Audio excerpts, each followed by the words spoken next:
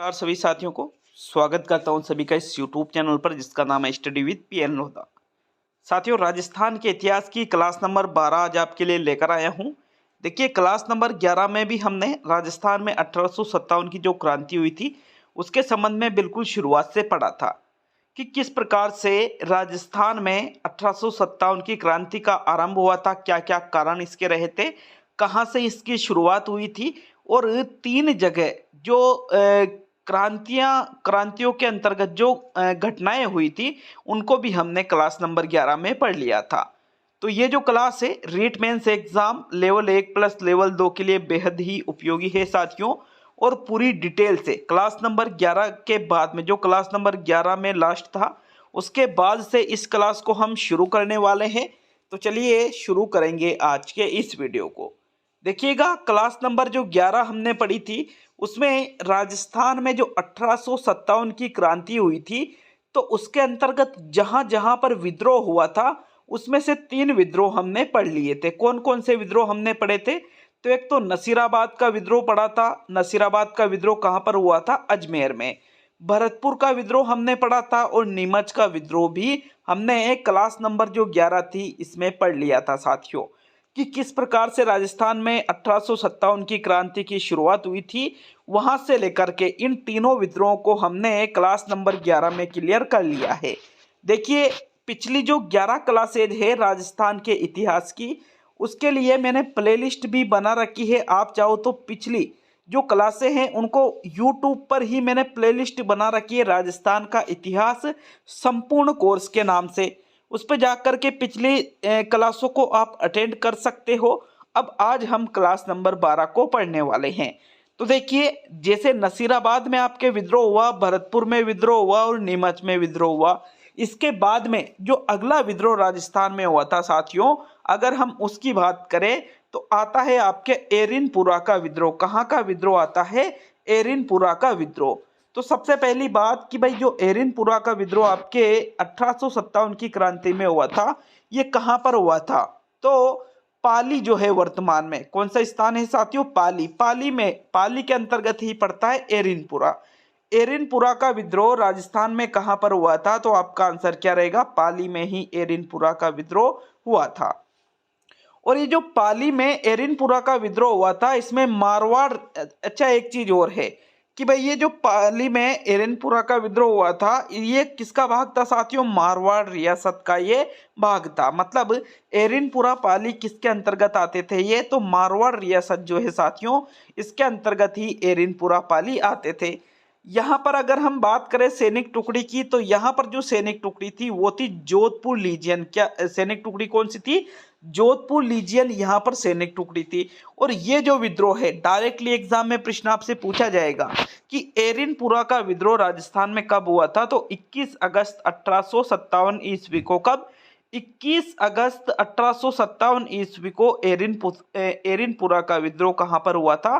पाली में हुआ था। और यहाँ पर जो 1857 के क्रांतिकारी थे उन्होंने क्या नारा दिया था साथियों? ये विद्रोह हुआ था, इसमें क्या नारा 1857 के क्रांतिकारियों के द्वारा दिया गया था? चलो दिल्ली मारो फिरंगी। क्या नारा दिया था इन्होंने? चलो दिल्ली मारो फिरंगी। कि दिल्ली चलकर किनको मारना है? फिरंगियों को मारना है। फिरंगी का मतलब यहाँ पर किससे लिया जाता है? अंग्रेजों से लिया जाता है। तो चलो दिल्ली मारो फिरंगी, ये जो नारा दिया गया था इस नारे का संबंध कहाँ के विद्रोह से है? एरिनपुरा के विद्रोह से है। आगे अगर हम बात करें तो यहाँ के जो नेता थे उनमें नेताओं में प्रमुख नाम आता है एरिनपुरा का जो विद्रोह हुआ था इसमें जो प्रमुख नेता आते हैं वो है मोती खां, शीतल प्रसाद और तिलक राम। कौन कौन से नेताओं का नाम आता है? मोती खां, शीतल प्रसाद और तिलक राम, इन नेताओं का नाम आता है साथियों।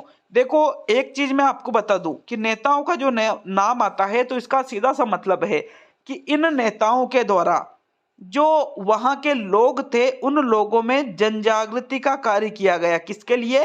1857 की क्रांति में भाग लेने के लिए लोगों को जागरूक करने का कार्य किया गया, लोगों को जोड़ने का कार्य किया गया। इसी वजह से प्रमुख नेताओं में इनका नाम आता है। तो यहाँ पर एरिनपुरा में प्रमुख नेताओं का नाम किस किस का आता है? मोती खां का आता है, शीतल प्रसाद का आता है और तिलक राम का आता है। देखिएगा, सैनिकों के द्वारा माउंट आबू में विद्रोह हुआ। जो यहाँ के सैनिक थे एरिनपुरा के, ये कहाँ पर चल गए साथियों, माउंट आबू सिरोही में, और वहां जाकर के इन्होंने क्या कर दिया, विद्रोह। क्योंकि हमने ऊपर क्या मतलब क्लास नंबर जो 11 पढ़ी थी उसमें ये चीज देखी थी कि भाई जो माउंट आबू है, माउंट आबू कहाँ पर पड़ता है, आपके सिरोही में पड़ता है। तो यहाँ पर इन्होंने मुख्यालय स्थापित किया था। मुख्यालय स्थापित किया था मतलब यहाँ पर काफी ज्यादा संख्या में अंग्रेज जो सैनिक थे वो यहाँ पर रहते थे। तो बिल्कुल अंग्रेज अधिकारी और सैनिकों के खिलाफ लड़ने के लिए यहाँ के जो सैनिक थे वो कहाँ चले गए साथियों, माउंट आबू सिरोही में चले गए, और उनके खिलाफ वहां जाकर इन्होंने क्या कर दिया, विद्रोह कर दिया। जिसमें एजीजी जो उस समय था, लॉरेंस एजीजी कौन था, Lawrence, agent of governor general, ठीक है ना। जो जीजी होता था गवर्नर जनरल होता था, इसका एजेंट कौन था वहां पर उस टाइम पे, तो लॉरेंस, ठीक है ना। एजीजी था लॉरेंस, लॉरेंस का बेटा है जिसका नाम क्या है, अलेक्जेंडर।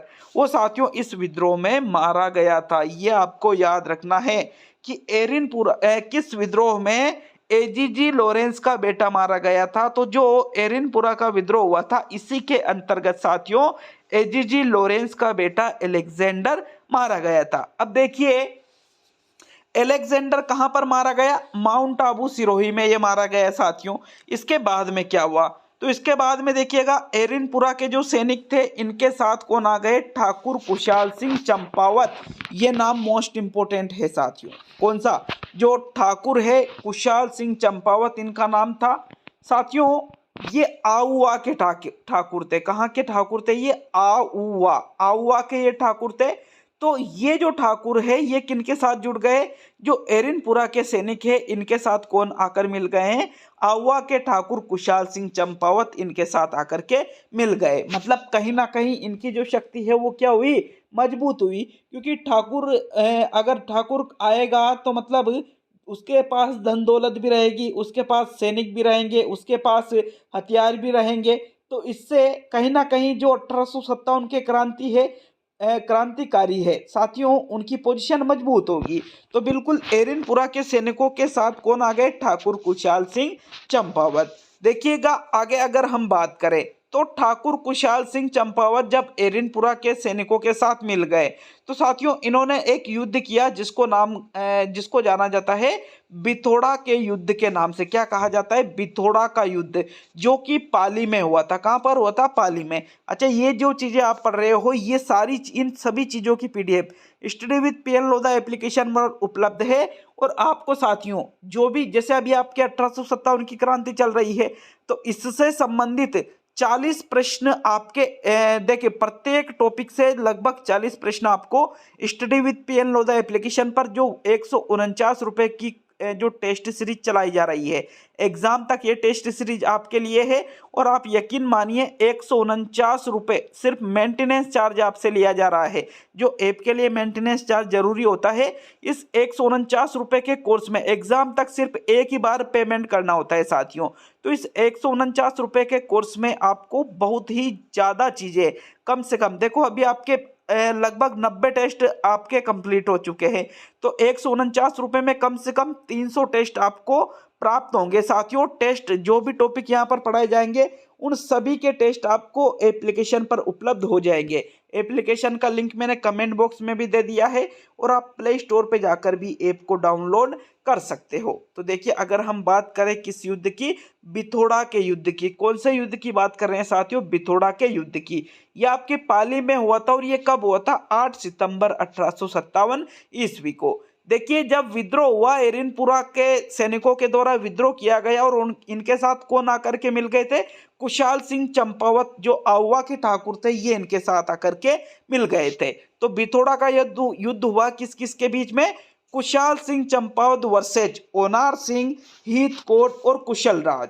ये तीनों तो एक तरफ थे, मतलब इन तीनों की सेनाएं भी एक तरफ थी। तो ओनार सिंह, हीथकोट और कुशल राज ये तीनों एक तरफ थे और कुशाल सिंह चंपावत और जो एरिनपुरा के जो सैनिक थे ये एक तरफ थे साथियों। ये युद्ध हुआ और इस युद्ध में किसकी जीत हुई, कुशाल सिंह चंपावत की जीत हुई। मतलब विजय कौन रहे, कुशाल सिंह चंपावत इस युद्ध में क्या रहे साथियों, विजय रहे। तो बिथोड़ा के युद्ध के संबंध में अगर हम बात करें तो 3-4 चीजें आपको याद रखनी है कि बिथोड़ा का युद्ध कहाँ पर हुआ था। तो आपका आंसर क्या रहेगा, पाली में। कब हुआ था, 8 सितंबर 1857 ईस्वी को।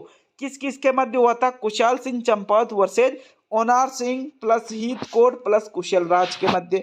और इसका परिणाम क्या रहा था साथियों, तो कुशाल सिंह चंपावत इसके विजय रहे थे। मतलब कुशाल सिंह चंपावत ने जो यहाँ के मतलब भारतीय मूल के जो रियासतों में जो राजा थे उनको पराजित किया था साथियों। अगर आगे हम बात करें तो कुशाल सिंह चंपावत से एक और युद्ध हुआ जिसको जाना जाता है चेलावास के युद्ध के नाम से। किस नाम से जाना जाता है, चेलावास का युद्ध। ये भी आपके पाली में ही हुआ था। जो बिथेरा का युद्ध हुआ था पाली में, उसी प्रकार एक और युद्ध हुआ था कहां पर, चेलावास में। और ये चेलावास का जो युद्ध है साथियों, ये भी आपके पाली में ही, मतलब दोनों ही युद्ध कहां पर हुए थे, पाली में हुए थे। और ये जो चेलावास का युद्ध हुआ था 18 सितंबर 1857 ईस्वी को ये युद्ध हुआ था। तो अगर एग्जाम में आपसे पूछ ले कि चेलावास का युद्ध कब हुआ था, तो आपका आंसर क्या रहेगा साथियों, 18 सितंबर 1857 ईस्वी को चेलावास का युद्ध हुआ था। कहां पर हुआ था ये युद्ध, तो भाई ये युद्ध आपके पाली में हुआ था। और साथियों ये युद्ध हुआ था जब देखो कुशाल सिंह ने यहाँ के जो देसी रियासतों के राजा थे उनको पराजित कर दिया।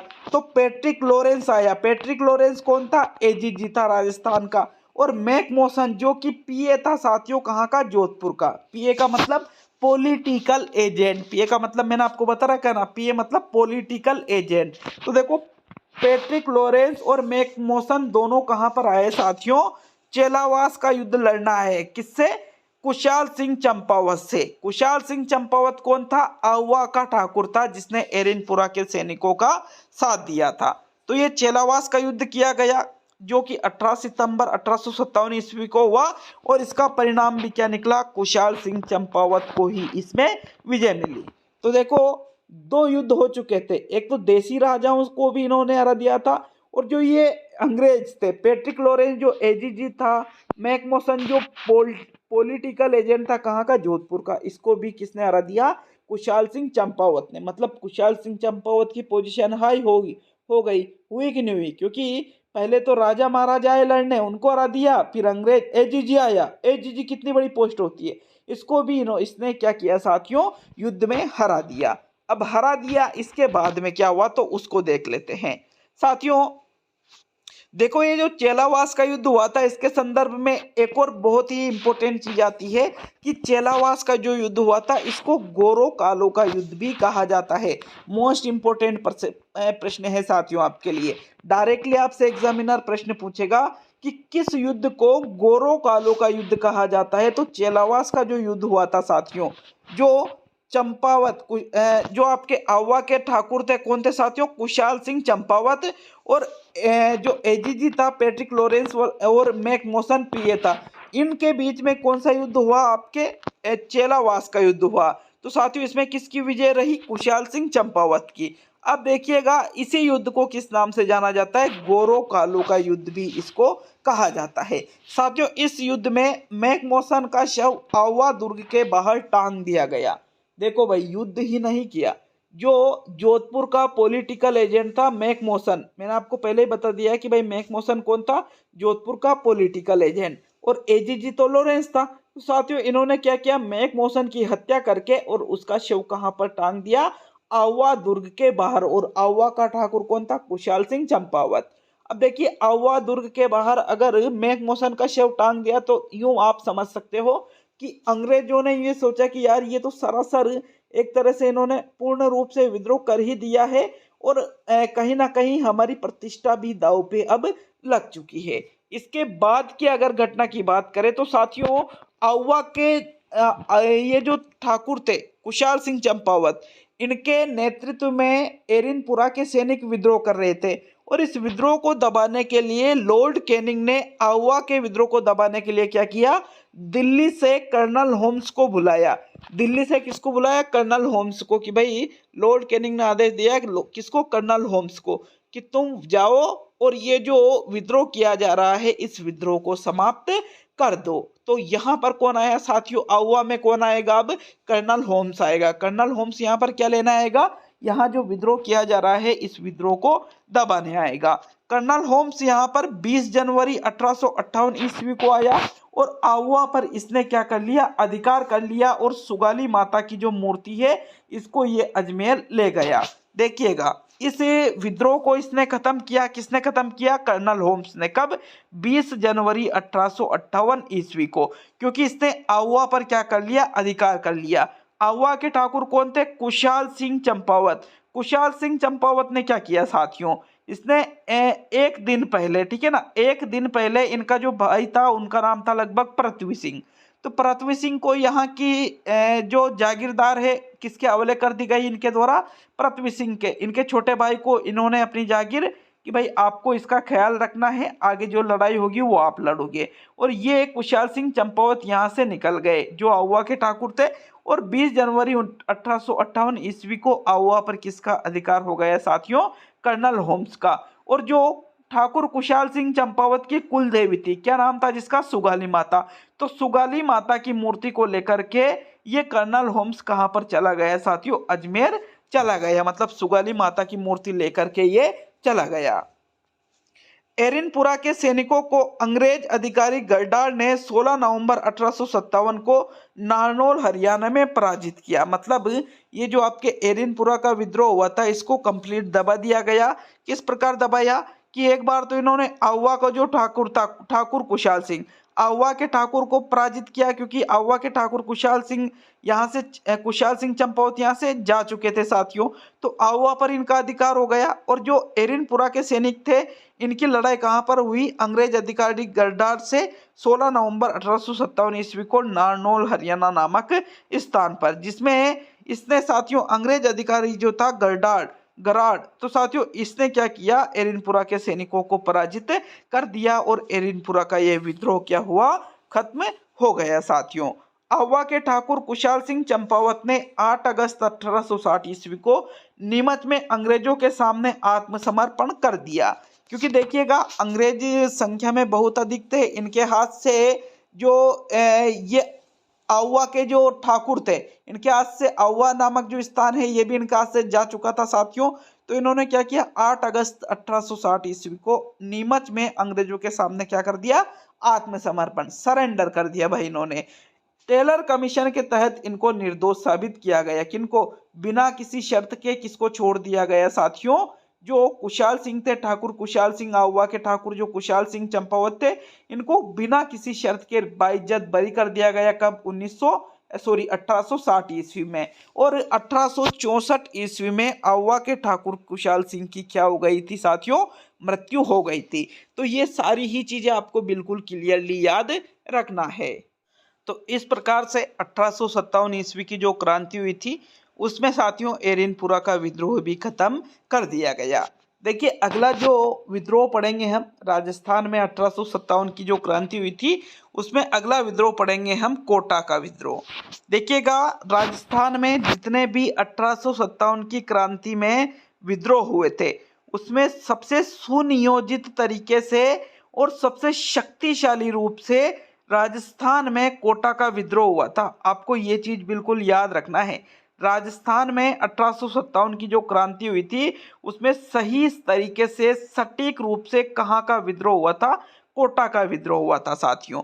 तो कोटा के विद्रोह की अगर हम बात करें तो कोटा का विद्रोह हुआ था आपके 15 अक्टूबर 1857 ईस्वी को। डेट आपको बिल्कुल एग्जैक्टली आपको हर एक डेट याद रखना पड़ेगा भाई, क्योंकि एग्जाम में डायरेक्टली डेट पूछी जाती है कि 1857 ईस्वी की क्रांति में कोटा का विद्रोह कब हुआ था। तो आंसर क्या रहेगा आपके, 15 अक्टूबर 1857 ईस्वी को कोटा का विद्रोह हुआ था। और एक और चीज, कोटा का विद्रोह सैनिकों के द्वारा नहीं किया गया था, बल्कि कोटा का जो विद्रोह है साथियों ये यहाँ की जनता के द्वारा किया गया था। कहाँ की जनता के द्वारा, कोटा की जो जनता है इनके द्वारा ही कोटा का विद्रोह किया गया था। देखिए प्रमुख नेता जो थे यहाँ के उनमें नाम आता है जयदयाल का, हरदयाल का, रतनलाल का और मेहराब खा। इन सभी का नाम आता है साथियों प्रमुख नेताओं में।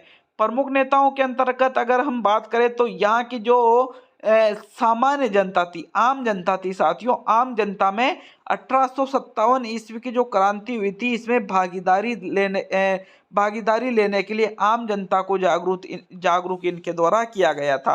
किनके द्वारा? जयदयाल के द्वारा, हरदयाल के द्वारा, रतनलाल के द्वारा और मेहराब खां के द्वारा। ये प्रमुख नेता कहाँ के थे? कोटा के थे। जबकि अगर हम बात करें कि कोटा का पॉलिटिकल एजेंट कौन था, मतलब कोटा का पीए कौन था, पॉलिटिकल एजेंट, तो साथियों कोटा का जो विद्रोह हुआ था उस समय कोटा का पॉलिटिकल एजेंट कौन था? Major Burton. Most important fact है ये, डायरेक्टली प्रश्न पूछा जाता है कि कोटा विद्रोह के समय कोटा का पॉलिटिकल एजेंट कौन था, तो आपका आंसर क्या रहेगा? मेजर बर्टन ही कोटा का पॉलिटिकल एजेंट था। जबकि अगर हम बात करें साथियों यहाँ के शासक के बारे में कि उस समय कोटा के राजा कौन थे, तो महारावल राम सिंह द्वितीय।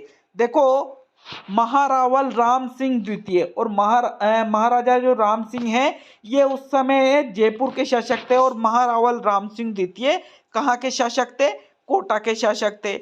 यह संघर्ष राज्य का एकमात्र सुनियोजित संघर्ष था। मैंने आपको पहले भी बताया है कि जिस नियोजित तरीके से, जिस योजनाबद्ध तरीके से कोटा का विद्रोह हुआ था, ऐसा पूरे राजस्थान में कहीं पर विद्रोह नहीं हुआ था।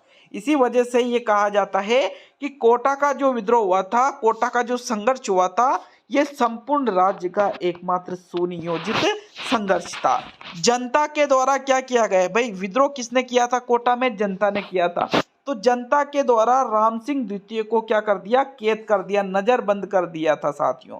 नजरबंद, किले में ही क्या कर दिया था? नजरबंद कर दिया था। देखो राम सिंह द्वितीय किसका सपोर्टर था? अंग्रेजों का। इसी वजह से कोटा में विद्रोह हुआ और कोटा की जनता के द्वारा ही राम सिंह द्वितीय को क्या कर दिया गया? कैद कर दिया गया। जनता ने पॉलिटिकल एजेंट जिनका क्या नाम था? मेजर बर्टन, ऊपर भी हमने देखा था, इसका सिर कलम कर दिया साथियों। इसका सिर काट करके, मेजर बर्टन का सिर काट करके पूरा कोटा शहर में घुमाया, और इसी विद्रोह में मेजर बर्टन के पुत्र थे फ्रैंक और ऑर्थर जिनका नाम था, ये दोनों भी इसी विद्रोह में मारे गए थे। तो कोटा के विद्रोह में पॉलिटिकल एजेंट मेजर बर्टन की तो हत्या की ही गई, और साथ में इनके जो पुत्र थे कौन थे? फ्रैंक और ऑर्थर, इनकी भी हत्या कर दी गई थी। और ये जो कोटा का पॉलिटिकल एजेंट था, पीए था मेजर बर्टन, इसका जो गला है साथियों, इसके गले को, इसके सिर को साथियों पूरे कोटा में घुमाया गया था, ताकि लोगों में अंग्रेजों के प्रति जो खौफ है वो खत्म हो सके। कोटा पर जनता ने 6 माह अधिकार किया। 6 महीने तक कोटा पर जो कोटा के जो महाराजा थे राम सिंह द्वितीय, उनको तो साथियों कैद में रख रखा था। और यहाँ का जो शासन है किसके द्वारा किया गया था? कोटा की जनता के द्वारा किया गया था। कितने महीने तक? 6 महीने तक। ये मोस्ट इंपोर्टेंट फैक्ट है, आपको याद रखना है। कितने महीने तक कोटा की जनता के द्वारा कोटा पर शासन किया गया था 1857 ईस्वी की क्रांति में? तो आपका आंसर क्या रहेगा साथियों? 6 महीने तक इनके द्वारा यहाँ पर शासन किया गया था। अगर आगे हम देखें यहाँ पर शासन कौन कर रहा है कोटा में, तो यहाँ की जो जनता है इनके द्वारा शासन किया जा रहा है। तो अंग्रेज क्या चाहेंगे कि जल्द से जल्द कोटा को हम अपने अधिकार में ले ले, और यहाँ पर जो जनता शासन कर रही है इसके स्थान पर अपने किसी व्यक्ति को बिठाकर हम यहाँ पर शासन करवाए साथियों। तो देखिए इस घटना के बाद में अगली जो घटना आती है, तो अगर हम बात करें कोटा के विद्रोह को दबाने के लिए दिल्ली से रॉबर्ट्स आया। भाई दिल्ली से कौन आया? रॉबर्ट्स। क्यों आया रॉबर्ट्स दिल्ली से? ताकि कोटा का जो विद्रोह हुआ था, जिसमें कोटा के महाराजा को तो नजरबंद कर रखा था, जेल में बंदी बना रखा था, और वहां का शासन किसके हाथ में था? कोटा की जनता के हाथ में। तो साथियों इस शासन को अपने हाथ में लेने के लिए, अंग्रेजों के अधीन लाने के लिए, कोटा के विद्रोह को दबाने के लिए दिल्ली से कौन आया था? रॉबर्ट्स आया था साथियों। रॉबर्ट्स व मदन पाल तो भाई करौली का शासक था। ये तो मदन पाल कौन था? करौली का शासक। अब ये दोनों कहाँ आ गए? कोटा में सेनाओं को लेकर, ठीक है ना। मदन पाल भी खुद की सेना लेकर आया और रॉबर्ट्स भी यहाँ पर सेना लेकर आया। इन दोनों ने मिलकर किस पर अटैक किया साथियों? कोटा पर। और 30 मार्च 1858 ईस्वी को कोटा पर इन्होंने क्या कर लिया? अधिकार कर लिया। देखो ये जो रॉबर्ट्स और मदन पाल करौली का जो था साथियों, रॉबर्ट्स तो क्या था? अंग्रेज था, और मदन पाल तो क्या था साथियों? मदन पाल तो यहीं का शासक था। तो ये दोनों ही मिलकर के 5500 सैनिक कहां पर लेकर आए थे? कोटा में लेकर आए थे। क्यों? ताकि कोटा पर अधिकार किया जा सके। और यहाँ के जो नेता थे जयदयाल और मेहराब खां साथियों, इसको क्या दी गई? इन दोनों को फांसी की सजा दी गई। अगर हम मेहराब खान की बात करें तो ये माना जाता है कि कोटा में एकमात्र मुस्लिम क्रांतिकारी कौन था? मेहराब खान था। मदनपाल के सहयोग के कारण जीसीआई की उपाधि और 17 तोपों की इसको सलामी दी गई। देखो मदनपाल हमने ऊपर देखा है कि मदनपाल कौन था? करौली का शासक था। ये किसके साथ में आया था? रॉबर्ट्स के साथ में। इसने किसका साथ दिया था? रॉबर्ट्स का साथ दिया था। और ये अपने सैनिकों को लेकर भी आया था साथियों कोटा। इसी वजह से जब कोटा अंग्रेजों के अधिकार में आ गया तो इस मदनपाल ने जो सहयोग किया था इसी के कारण इसको जीसीआई की तो उपाधि दी और 17 तोपों की सलामी भी इसको दी गई। देखो जिसको जितनी तोपों की सलामी दी जाती थी उसका वर्चस्व उतना ही माना जाता था, ठीक है ना। और ये सलामी देने का कार्य कौन करते थे? अंग्रेज करते थे। तो आपके ये कोटा का विद्रोह इस प्रकार समाप्त हो जाता है। नेक्स्ट हम 6ठे नंबर पे देखेंगे साथियों कहाँ का विद्रोह? धौलपुर का विद्रोह। तो देखिए धौलपुर के विद्रोह की अगर हम बात करें तो 27 अक्टूबर 1857 ईस्वी को, कब? 27 अक्टूबर 1857 ईस्वी को धौलपुर का विद्रोह हुआ था। उस समय यहाँ के शासक थे भगवंत सिंह और यहाँ के जो नेता थे उनमें नाम आता है देवा गुर्जर का। किसका नाम आता है? देवा गुर्जर का प्रमुख नेता में यहाँ पर नाम आता है। देखो ये शासक जो था भगवंत सिंह ये किनका सपोर्टर था? तो भाई ये आपके अंग्रेजों का सपोर्टर था। ग्वालियर व इंदौर के सैनिकों ने यहाँ पर विद्रोह कर दिया और भगवंत सिंह को कैद कर लिया। यहाँ से लगभग 1000 सैनिक आए थे। कहाँ से? ग्वालियर व इंदौर से 1000 सैनिक कहाँ पर आए साथियों? धौलपुर में। और धौलपुर का जो शासक था भगवंत सिंह इसको क्या बना दिया?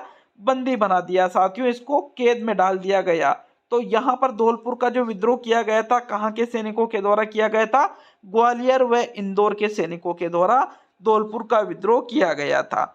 देखिए लॉर्ड कैनिंग ने पटियाला सैनिकों को धौलपुर भेजा कि जाओ और धौलपुर में जो ये विद्रोह हुआ है इसका दमन करके आ जाओ। तो लॉर्ड कैनिंग ने पटियाला से सैनिकों को भेजा और धौलपुर भेज करके इन्होंने साथियों क्या आदेश दिया कि धौलपुर का जो विद्रोह इसको खत्म कर दो। तो बिल्कुल ये सैनिक यहाँ पर आए और धौलपुर का विद्रोह क्या हो गया? दमित हो गया। धौलपुर का विद्रोह का इन्होंने क्या कर दिया साथियों? दमन कर दिया। तो इस प्रकार ये धौलपुर का जो विद्रोह है ये भी आपके कंप्लीट हो जाता है। तो देखो साथियों आगे बढ़ते हैं। आगे हम कुछ विशेष महत्वपूर्ण फैक्टों के बारे में बात करेंगे। लेकिन अगर आप चैनल पर नए हो स्टडी विद पीएन लोधा पर तो चैनल को सब्सक्राइब करके बेल आइकन जरूर ऑन करिएगा ताकि प्रत्येक वीडियो का नोटिफिकेशन आप तक पहुंच सके। और कमेंट बॉक्स में कमेंट करके जाना साथियों वीडियो जब पूरा हो जाए कि आपको ये जो क्लास है राजस्थान के इतिहास की ये क्लास आपको कैसी लगी। तो यहाँ पर हमने नोट करके लिखा है कि राजस्थान का मंगल पांडे कहा जाता है। किसको कहा जाता है? अमरचंद भाटिया को ही राजस्थान का मंगल पांडे कहा जाता है। इनको 1857 की क्रांति का भामाशाह भी कहा जाता है। देखिए राजस्थान का जो मंगल पांडे है हम किसको कह रहे हैं? अमरचंद भाटिया को। साथियों अमरचंद भाटिया ग्वालियर के व्यापारी थे। ग्वालियर के ये व्यापारी थे और इन्होंने 1857 की जो क्रांति हुई थी इसमें क्रांतिकारियों का सहयोग किया था धन के माध्यम से। इसी वजह से इनको 1857 क्रांति का भामाशाह भी कहा जाता है। 22 जून 1858 ईस्वी को ग्वालियर के सर्राफा बाजार में इनको फांसी दे दी गई थी। किनको? अमरचंद भाटिया को। तो अमरचंद भाटिया से जो इंपॉर्टेंट प्रश्न आपके बनता है वो यही बनता है कि भाई राजस्थान का मंगल पांडे किसको कहते हैं? तो अमरचंद भाटिया को कहा जाता है राजस्थान का मंगल पांडे। नेक्स्ट आगे हम देखें साथियों नोट करके लिख रखा है कि राजस्थान में जो 1857 की क्रांति हुई थी तो उस समय अलग अलग रियासतों के कौन कौन से पॉलिटिकल एजेंट थे। ये प्रश्न भी देखो डायरेक्टली आपसे पूछा जा सकता है कि 1857 की क्रांति में कोटा का जो पॉलिटिकल एजेंट है वो कौन था? तो मेजर बर्टन। जोधपुर का पॉलिटिकल एजेंट कौन था? मैकमोहन। भरतपुर का पॉलिटिकल एजेंट कौन था? मॉरिसन। जयपुर का कौन था? William Eden. उदयपुर का कौन था? Major Showers. और सिरोही में पॉलिटिकल एजेंट कौन था साथियों? JD Hall. तो ये 6 अलग अलग जगह है जिनके हमने पॉलिटिकल एजेंटों को भी पढ़ा है। डायरेक्टली प्रश्न पूछ लिया कि कोटा में 1857 की क्रांति का पॉलिटिकल एजेंट का नाम बताओ, मेजर बर्टन आपका सही आंसर है। जोधपुर के पॉलिटिकल एजेंट का नाम बताओ तो मैकमोहन आपका सही आंसर है। भरतपुर के पॉलिटिकल एजेंट का नाम बताओ तो मॉरिसन भरतपुर के पॉलिटिकल एजेंट का नाम था। जयपुर में कौन पॉलिटिकल एजेंट था? William Eden. उदयपुर में कौन था? Major Showers. और सिरोही में कौन था साथियों? JD Hall. तो ये पॉलिटिकल एजेंट बहुत ही इंपॉर्टेंट है, यहाँ से आपसे डायरेक्टली ही प्रश्न पूछा जा सकता है। अगर आगे हम बात करें साथियों तो देखिएगा तात्या टोपे के बारे में भी बात करेंगे, क्योंकि जो 1857 की क्रांति हुई थी उसमें एक बहुत ही स्पेशल नाम किसका आता है, तात्या टोपे का नाम आता है। तो देखो तात्या टोपे का सबसे पहले आपको मूल नाम याद रखना है कि भाई तात्या टोपे का मूल नाम क्या था। मूल नाम मतलब बचपन का नाम क्या था। तो साथियों इनके बचपन का नाम था रामचंद्र पांडुरंग टोपे। क्या नाम था इनका पूरा, रामचंद्र पांडुरंग टोपे। ये किसका नाम था, तात्या टोपे का मूल नाम या बचपन का नाम था।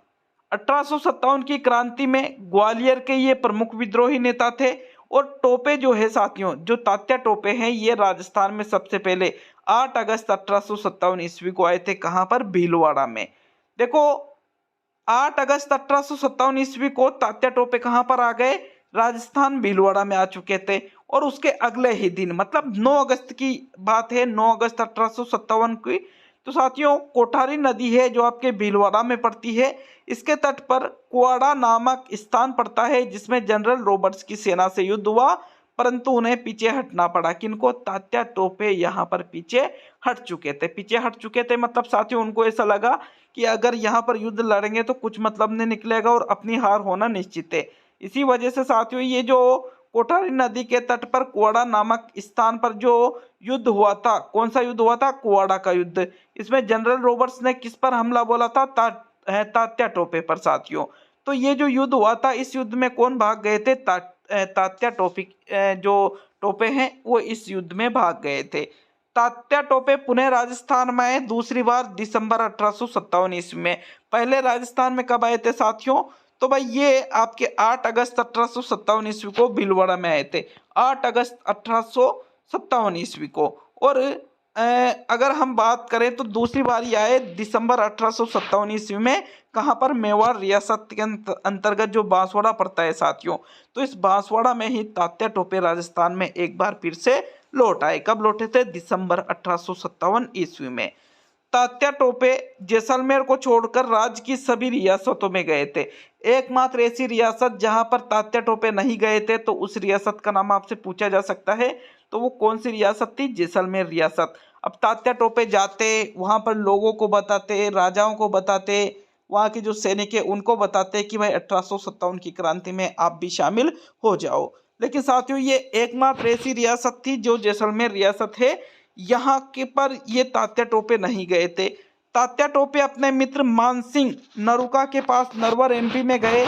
नरुका के विश्वासघात के कारण तात्या टोपे को नरवर के जंगलों से गिरफ्तार कर लिया गया और 18 अप्रैल 1859 ईस्वी को उन्हें शिवपुरी में फांसी दे दी गई थी साथियों। तो देखो तात्या टोपे ने काम किया 1857 ईस्वी की क्रांति में लोगों को जागरूक करने का, शामिल होने का।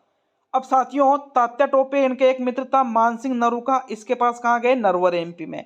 अब मानसिंह नरुका ने क्या कर दिया, तात्या टोपे के साथ में विश्वासघात कर दिया और क्या बताया अंग्रेजों को कि भाई तात्या टोपे तो यहाँ पर है। अब तात्या टोपे यहाँ से भागे कहाँ पर, नरवर के जंगलों में, जहां पर इनको गिरफ्तार कर लिया गया और तात्या टोपे को 18 अप्रैल 1859 ईस्वी को शिवपुरी में क्या दे दी गई साथियों, फांसी की सजा दे दी गई, मतलब फांसी पर इनको लटका दिया गया। 1857 की क्रांति की असफलता के कारणों के ऊपर भी हम चर्चा करेंगे कि कौन कौन से ऐसे कारण रहे जिनके वजह से 1857 की जो क्रांति हुई थी ये क्या हो गई, असफल हो गई। तो पहला कारण देखें तो अधिकांश नरेशों द्वारा ब्रिटिश सेना का साथ देना। जो अधिकांश राजस्थान के राजा थे इनके द्वारा किनका साथ दिया गया साथियों, ब्रिटिश सेना का साथ दिया। क्योंकि बहुत सारे राजाओं ने तो क्या किया था कि जहां पर 1857 की क्रांति का विद्रोह हो रहा था वहीं पर खुद के सैनिक भेज करके उन विद्रोह को दमित करवाया था। तो पहला ये कारण हो सकता है बिल्कुल 1857 की क्रांति जो असफल हुई थी, अधिकांश जो नरेश थे इनके द्वारा किसका साथ दिया गया था, ब्रिटिश सेना का। दूसरा है अपर्याप्त योजना। जो 1857 की क्रांति हुई थी इसकी योजना भी सही तरीके से नहीं बनाई गई थी साथियों, इसी वजह से ये क्रांति क्या हो गई थी, असफल हो गई थी।